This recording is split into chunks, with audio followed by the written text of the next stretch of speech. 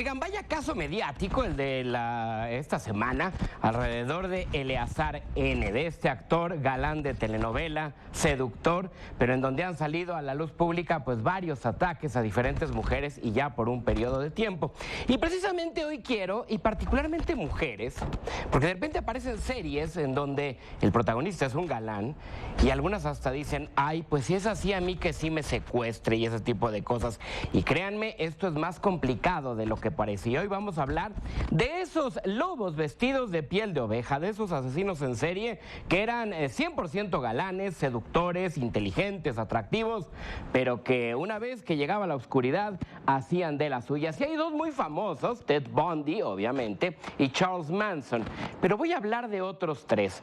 Son tres en particular y uno, fíjense, es de origen latino, así es que me voy a brincar hasta Richard Ramírez. ¿Quién fue el señor Richard Ramírez?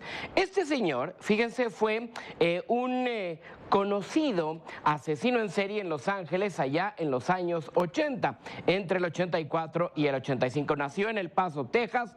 Su padre era golpeador, pero su primo Mike le enseñó a matar, ya que era veterano de la guerra de Vietnam, y le enseñó en repetidas ocasiones fotos de sus actos de tortura a mujeres vietnamitas.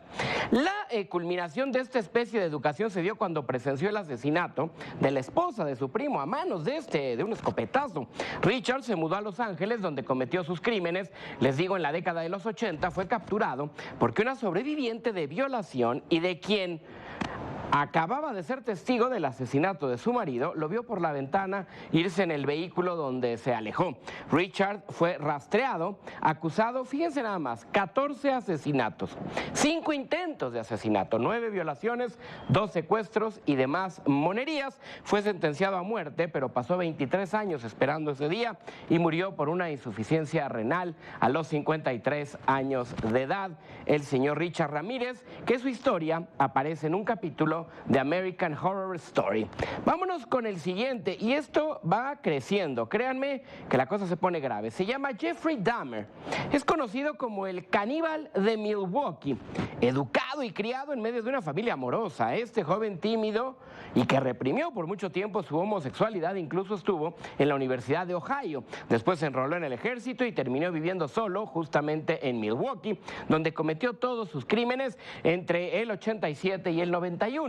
Seducía a hombres a quienes les decía les iba a tomar fotos, ahí los drogaba, para luego asesinarlos, desmembrarlos, violarlos e incluso conservar partes de su cuerpo en casa como una especie de trofeo. Cuando lo arrestaron tenía 3 cabezas en el refrigerador, justo de sus 3 más recientes víctimas. Murió por una golpiza dentro de la cárcel. Su historia fue llevada al cine en 2012 y le dio vida el actor Jeremy Renner, conocido, ustedes lo saben, como Hawkeye en Los Avengers. Y este último, qué barbaridad, se llama Edmund Kemper, The Coed Killer. Coed porque así se le dice a las universitarias en los Estados Unidos. Nació en California a finales de los años 40, pero fue en los 70 cuando cometió sus atrocidades. Desde pequeño empezó pues con actitudes raras y fue muy segregado por su propia madre. A los 15 años mató a sus abuelos a balazos, terminó en un hospital psiquiátrico, pero su altísimo nivel intelectual más su aguda capacidad de aprendizaje lo convirtieron en ayudante en psicología en la propia institución